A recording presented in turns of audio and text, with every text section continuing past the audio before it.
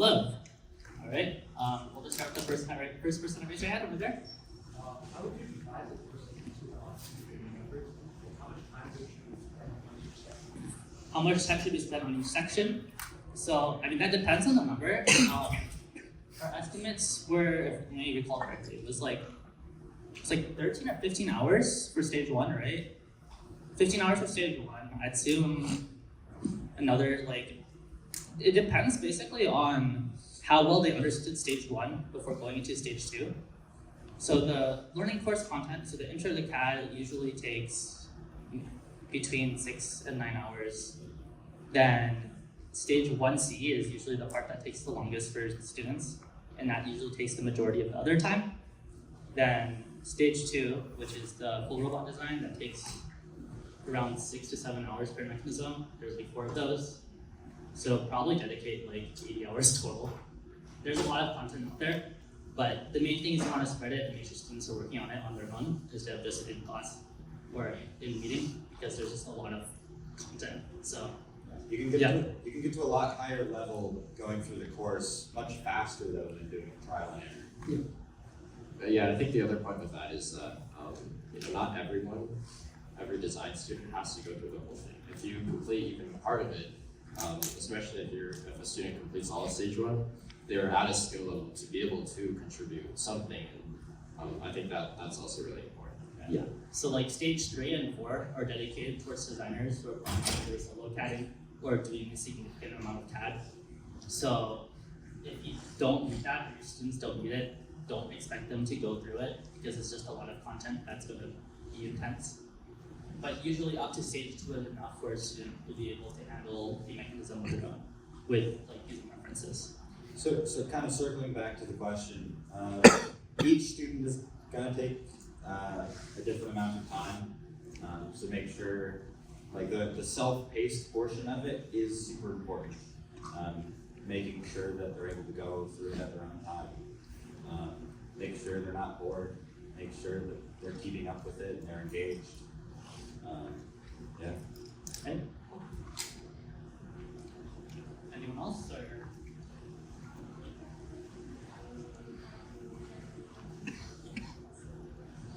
So I think we mentioned earlier, we're not planning on having this as a fabrication guide or a CAM guide. We're keeping this primarily just if that's okay. Thank you. The reason being for that is fabrication tools and such vary so much between team to team. So one team might only have hand tools, or someone might have a router, but it's a router from 10 years ago and doesn't use HSM works or something like that. So. Mm-hmm. Yeah, there's a lot of information out there for FRC, and being a limited amount of contributors, it's easier to kind of define and focus our efforts so we can maintain a high quality for all of the resources that we include in the website. So this is more related to one of the specific case studies.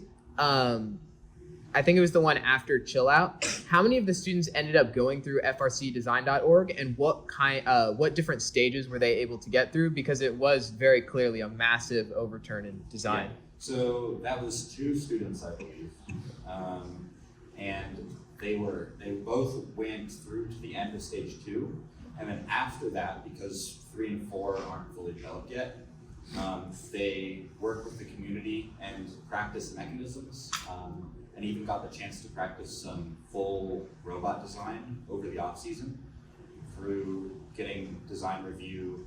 There was a cadathon that they participated in. I think it was the West Coast Robotics one they did it for. But yeah, and then after all of that, they were able to design that robot for this season. Did they do Canvas? I think so. Soils, yeah. So we did Canvas, yeah. Yeah. Yeah.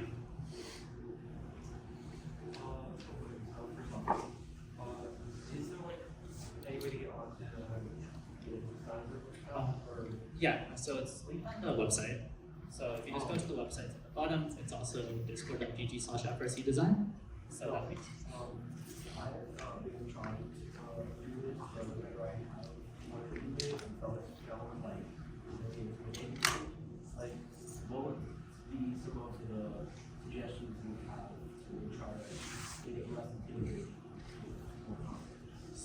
like in terms of starting design, like the website.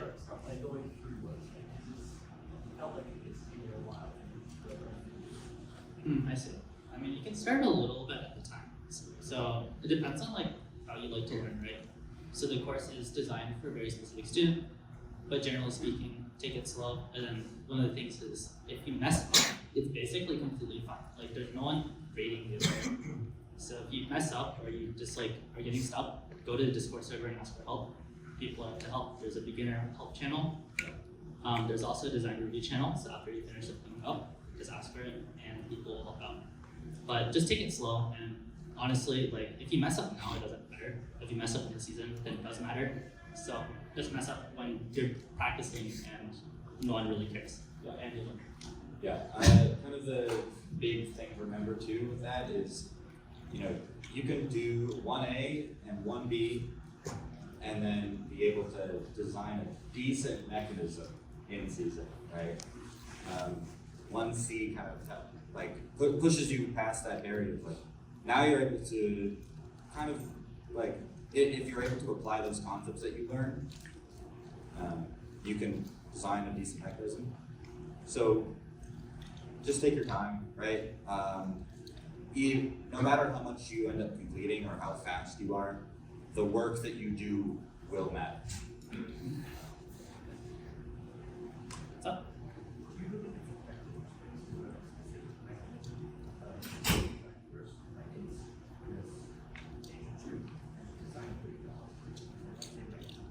So typically for stage 2, oh, I heard it, but I'll repeat the question. Basically, they asked if it's effective for students to just only do specific mechanisms instead of all of them.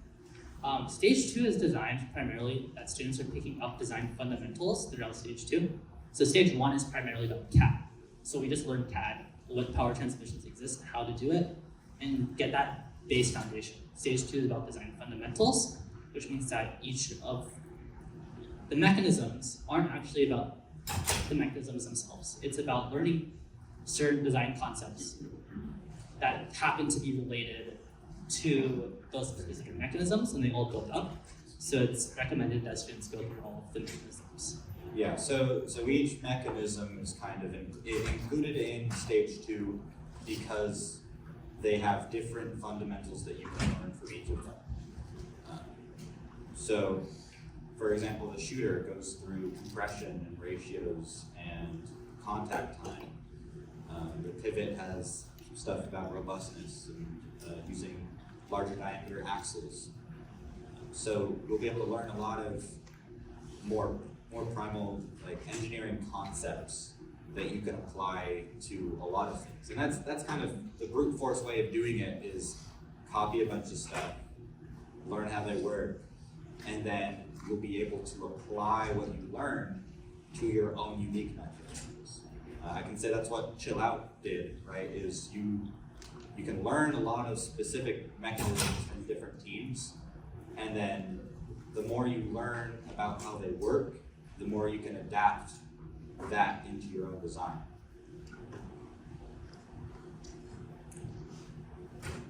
Just a quick question. It's related to FRC design, but not the learning process. What do y'all think is like the most difficult part of making this whole thing happen in y'all's journey? So honestly, I think so. Basically, what they asked was, what was the most difficult part about developing FRC design? It was probably motivation, right? I can speak to that. But So we can talk about it. a lot of these FRC resources, they pop up and they go. It's I don't want to say it in a poor light, but a lot of projects are also like term as projects. Students will start them and then they'll graduate, and then the project will kind of die down and won't be as updated. I think the biggest thing is finding people with the knowledge, but also with the time to actually contribute. It's the intersection between those two groups is sometimes pretty small. And so, especially having David's design server brought a lot of people together, and then within that group there was the people who had the experience to contribute to a resource like this, and also the time. Yeah, we have a lot of really talented and knowledgeable people that are kind of involved in like the discussion about where to move forward with resources, but a lot of them just don't have the time to put any to like put any of their time into the actual development. Yeah. And I guess as the person who like started FRC design or whatever, I got really lucky. Like Kelly and John, like both of you they kind of just joined through really lucky, like the chances of either of you two winning is like really low in the fact that like we have a core group of 4 core contributors that have like extremely different backgrounds that all contributed a ton to the course. It was just a ton of luck, and yeah, I don't know how to describe how you recreate that. I think the hardest part for me for developing the course is as you go through it, so as you progress and do each stage after the next, you realize more things and you learn more things, and then you realize the stuff you did way back when is now outdated. So you have to it's kind of a scope creep kind of thing, but making sure stuff is high quality when your knowledge keeps evolving is very difficult. So there's been a lot of iteration that we've done on stage 2 and 1. They're not like they used to be. There's been a lot of iteration. So that's been difficult, but it's also been satisfying seeing them get better and better.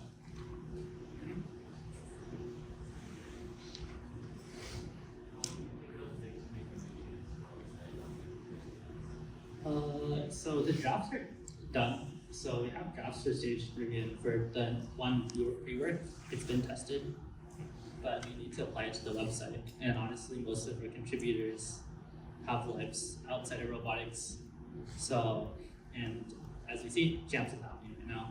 So the plan is we're hoping to be done by the fall, but it really just depends on our availability and what we do, since this is basically a passion project for us. So it's not like we have any other external motivators to like do it. So yeah. Actually, just the same question, but I want to ask you in terms of FRC design library and the board review. Like, is that completed about that same time? So I can FRC is a lot Zen than Discovery, so Yeah, so just in general for timeline, comp season is rough. Summer and fall is kind of our big development period because, as David said, just busy. So FRC Design Lib is going to be worked on a lot throughout the summer. Stage 1 and stage 3 are going to be added to the website, but at kind of what I was saying earlier with the iteration, as they get added, there's going to be a lot of like review and iteration before maybe they end up being pushed out. It's really hard to set deadlines when it's basically a volunteer passion project. So we can set priorities and who's working on what, and it can get done in a timely manner, but it's really hard to set those like strict deadlines. yeah. So the primary draft for the stage 1 report is actually like public. So if you're in the Discord server, you can actually just ping me and I can send you the draft, you can go through it, it's tested, you can just use that. But when it's officially in the course, that is kind of unknown, because the way that the rework is actually structured is pretty different compared to how the rest of the course is structured. So we need to also figure out how to integrate that. So yeah. Is there anyone else that has an ask question?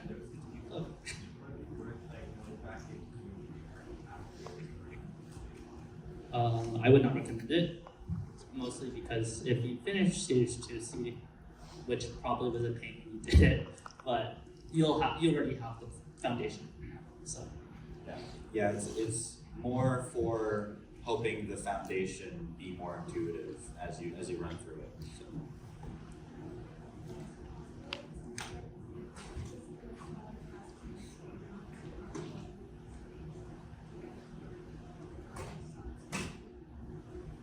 For now, the course is can you repeat that one more time?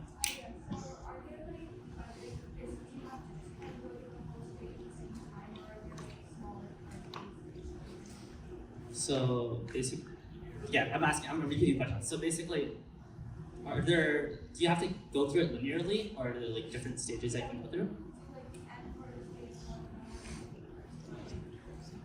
So stage 1 is pretty scaffolded, so you can't really just skip around.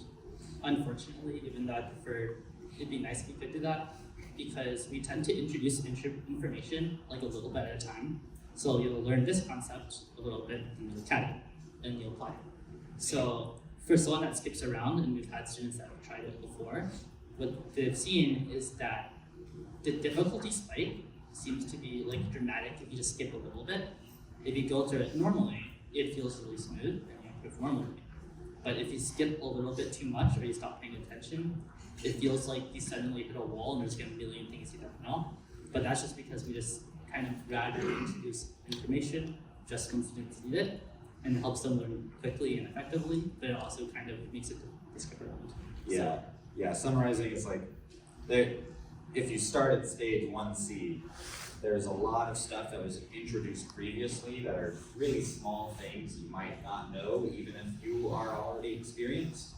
So if you start at stage 1C, it's going to be kind of referencing those and assuming you already know it. So it can be difficult.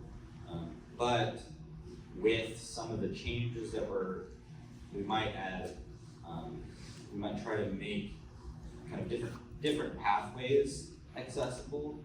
So you'll be able to start the course with different levels of experience. It's a little hard to develop that and figure out where those lines are. So that's most of the reason why it hasn't been integrated yet, but kind of in the plans.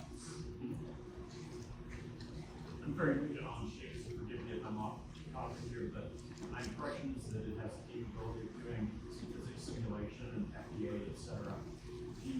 Does any of this FRC training get into that realm at all? No, I think doing FDA and stuff is for FRC. I would say it's typically out of scope for most people, just because it's very hard with the FRC robots to figure out what kind of loading you're seeing, because the robots are moving around really fast, and the FDA is only as good as what you give it. So if you give it a good constraints, you'll get good results. But if you don't, then it can mislead you. So that's kind of not reason why we're not including. But it does cover kinematics and motion. Yeah, so Yeah, All right, thank you. So we introduce a good amount of physics concepts, but they're often abstracted to FRC applications. And we do have a small FEA example in our dead axis with it to kind of show the idea of a second inertia. So if you have a larger diameter tube, it's typically stronger. So instead of using like an hex-axle that's steel, you could use a large 2-inch diameter thin aluminum tube, and that's a lot stronger. We have some examples for that, and that helps students kind of conceptualize the concepts. I think that's all the time we have for questions. We're happy to speak if people after, but Yeah. just want to say thank you to everyone for coming. Well, thank you.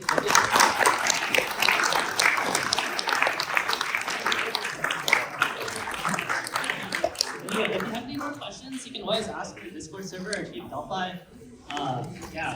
Thank you.